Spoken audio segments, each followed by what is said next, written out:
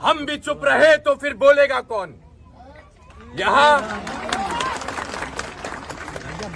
आप सभी लोगों का बहुत बहुत धन्यवाद कि आज अमर शहीद दुलार चंद यादव जी को श्रद्धांजलि देने आप भी उसी भाव से यहाँ एकत्रित हुए हैं जिस भाव से हम लोग यहाँ एकत्रित हुए हैं। मैं चाहता हूँ कि हमारे जाने के बाद वही भाव आप लोगों के अंदर जिंदा रहे। तमाम वक्ताओं ने अपनी पीड़ा को आप लोगों के बीच रखा। तमाम वक्ताओं ने आपके क्षेत्र में जो समस्याएं हैं उन समस्याओं को आप लोगों के साथ साझा किया। मैं आपको एक छोटी सी कहानी के साथ एक उदाहरण देना चाहूंगा।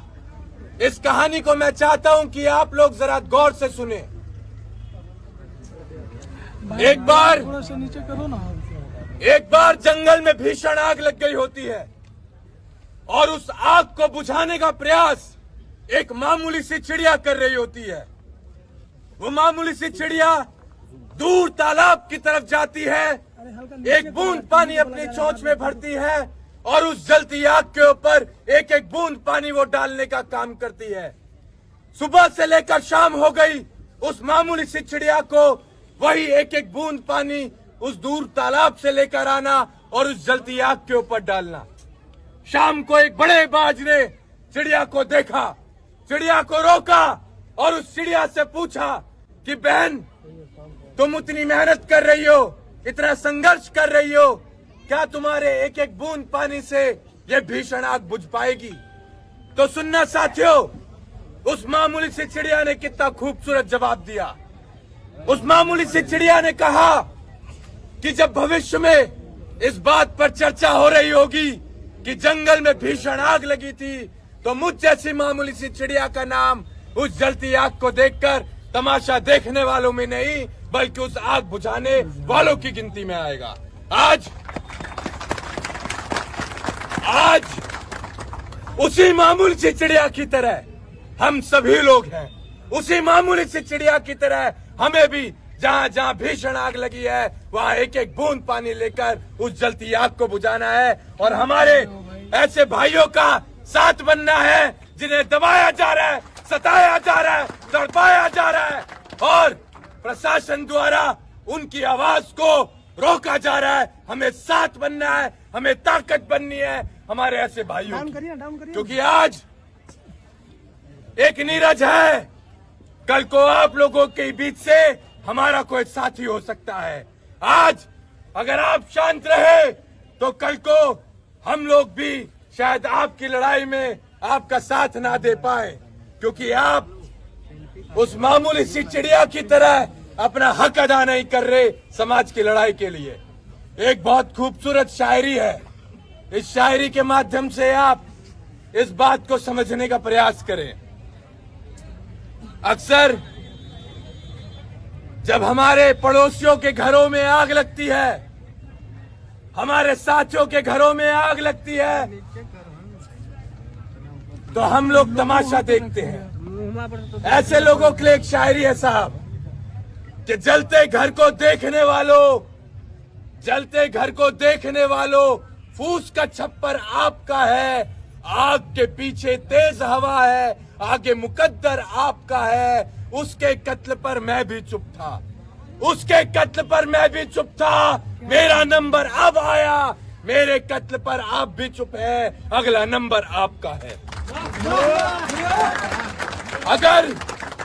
अगर इस नंबर को आप कटवाना चाहते हैं, इस नंबर को अगर आप कटवाना चाहते हैं तो जरूरी है आप लोगों का संगठित रहना। हम जातिवाद करने नहीं आए हैं साहब, हम जो संगठन चलाते हैं, हम पत्रकार साथियों के माध्यम से हम प्रशासन को भी बता देना चाहते हैं, हमारे संगठन में हर समाज का, हर जाति का, हर धर्म का व्यक्ति जुड़ा हुआ है। हम विशेष जाति का संगठन नहीं चला रहे हैं। आज आप हमें बताइए किस जाति में अन्याय हो रहा है, वहां हमारे पास तक अगर सूचना आती है तो हम पहुंच जाते हैं, क्योंकि हमें पता है जब तक हम दूसरे के घरों में जली आग को नहीं बुझाएंगे तब तक हमारे भी घरों में जो आग लग रही है उसे कोई नहीं बुझाएगा। तो हम यहां से ये संकल्प भी लेकर जाएं कि हम अपने समाज से तो मोहब्बत करें, लेकिन अन्य किसी जाति से हम नफरत भी ना करें। ये हम संकल्प लेकर जाएं,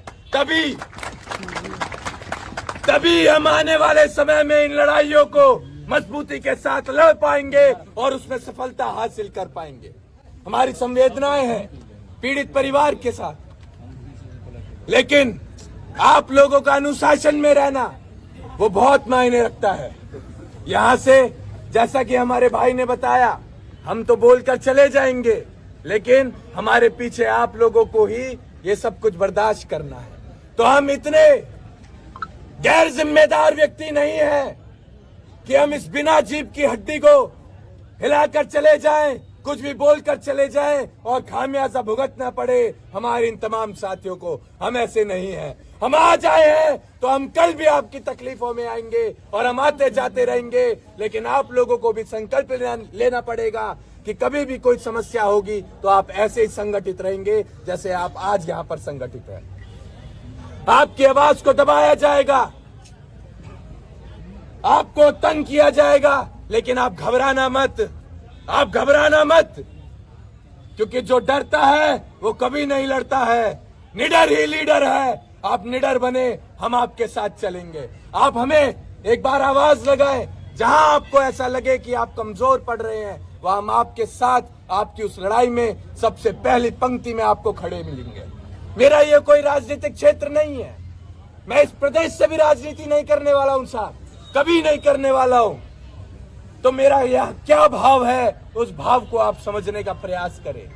मैं यहाँ विधानसभा चुनाव, लोकसभा चुनाव लड़ने नहीं आया हूँ। मैं यहाँ आप सभी लोगों को संगठित करने आया हूँ। आप लोगों के अंदर वही भाव जगाने आया हूँ जिस भाव ने मुझे दिल्ली से लाकर आप लोगों के बीच यहाँ खड़ा कर दिया। मैं वही भाव आप सभी लोगों के अंदर जगाने आया हूँ। मेरी बस ये छोटी सी लड़ाई है।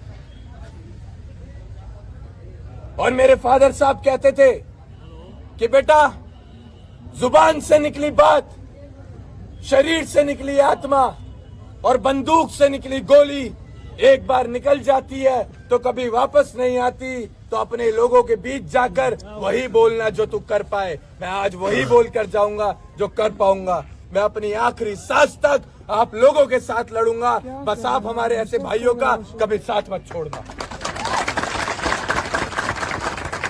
लड़ाई बहुत बड़ी है, अभी लड़ाई की शुरुआत हुई है, अभी लड़ाई बहुत बड़ी है। और हम इतने कमजोर भी नहीं हुए, हम इतने कमजोर भी नहीं हुए कि अगर हमारा राजनीतिक दल मजबूत नहीं है, सत्ता में नहीं है, तो हम गुलाम बन जाएंगे। हम इतने कमजोर भी अभी नहीं हुए हैं। हम लड़ेंगे, हम दहाड़ेंगे, हम चिल्लाएंगे और अपने हक अधिकार की आवाज को हम हमेशा बुलंद करते रहेंगे, चाहे सरकार किसी की भी हो।